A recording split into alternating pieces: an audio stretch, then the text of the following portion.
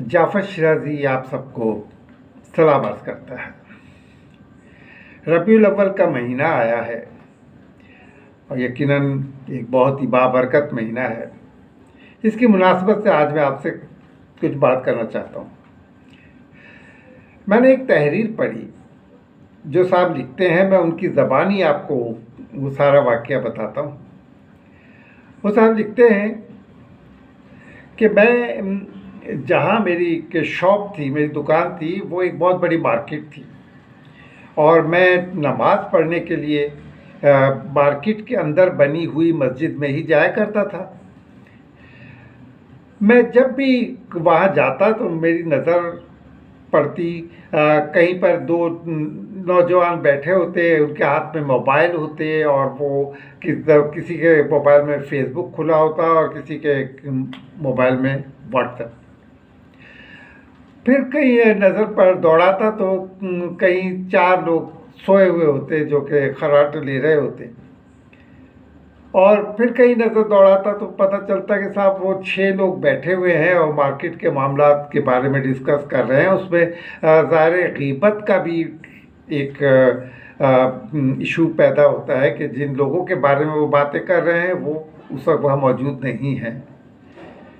तो मुझे बड़ा अजीब महसूस होता और मैं जब तक मैं नमाज़ पढ़ता बस मेरे जहन में यही चीज़ें चलती रहती कि ये क्यों ऐसा करते हैं, ये लोग अल्लाह के घर में ये सब इन कामों में क्यों लगे रहते हैं, और मैं अंदर ही अंदर झुंझलाता रहता। एक दिन मुझसे बर्दाश्त नहीं हुआ और मैंने पेश इमाम साहब से कहा कि जनाब, मैं आपसे कुछ कहना चाहता हूँ। उन्होंने कहा जी कहें। मैंने कहा देखिए, अब मेरा दिल नहीं करता मस्जिद में आके नमाज़ पढ़ने का।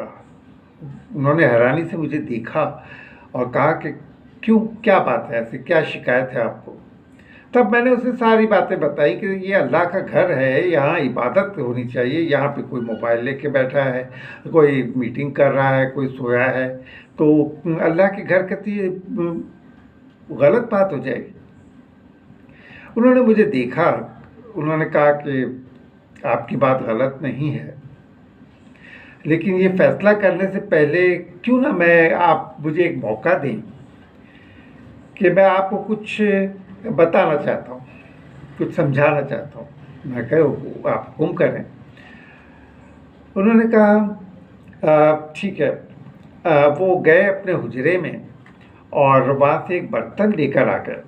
बर्तन में पानी भरा हुआ था और उन्होंने मुझे कहा कि देखें, ये बर्तन लें, इसमें जो पानी है वो गिरना नहीं चाहिए। आप मस्जिद के अंदर ही एक पूरा चक्कर लगाकर मेरे पास यहाँ तक आए, लेकिन पानी ना गिरे, शर्त यह है। मैंने कहा ये तो बहुत आसान चीज़ है, कोई ऐसी प्रॉब्लम नहीं। मैंने वो प्याला लिया और मैंने आस्ते आस्ते चलना शुरू किया। मेरी नज़रें उस प्याले पर ही थी, क्योंकि अगर मैं इधर उधर नज़र दौड़ाता तो यकीनन पानी गिर जाता। और जब मैं मौलाना साहब के पास पहुंचा तो मैंने बताया कि देखें, पानी इसमें से नहीं गिरा। उन्होंने कहा ठीक है, बहुत अच्छी बात है। उन्होंने कहा मुझे एक बात बताएं कि जहाँ कितने लोग मोबाइल से खेल रहे थे? मैंने कहा मौलाना साहब, मेरी सारी तवज्जो, मेरी सारी नज़रें इस प्याले की तरफ थी कि मैं अगर इधर उधर देखूं तो प्याले में से पानी गिर सकता था, तो मैं नहीं देख पाया। फिर उन्होंने सवाल किया कि कहीं कोई मीटिंग वगैरह हो रही थी? मैं कहा अरे नहीं मौलाना साहब, मैं देख ही नहीं सकता था, अगर मैं उधर देखता तो पानी गिरता, इसलिए मैं चलता हुआ यहाँ आया, मुझे तो नहीं पता। तब उन्होंने कहा कि देखो, तुम जब अल्लाह के घर में इबादत करने आए हो ना, तो अपनी सारी तवज्जो इबादत पर रखो। ये मत देखो कि कौन क्या कर रहा है, कौन मोबाइल से खेल रहा है या कौन सोया हुआ है, कौन मीटिंग कर रहा है। तुम इबादत करने आए हो, अल्लाह के घर में आए हो, तो तुम्हारी सारी तवज्जो जो है ना वो अल्लाह की तरफ होनी चाहिए। जब सारी तवज्जो आप अल्लाह की तरफ रखोगे ना, तो कभी भी आपका दिल नमाज से या इबादत से उचाट नहीं होगा।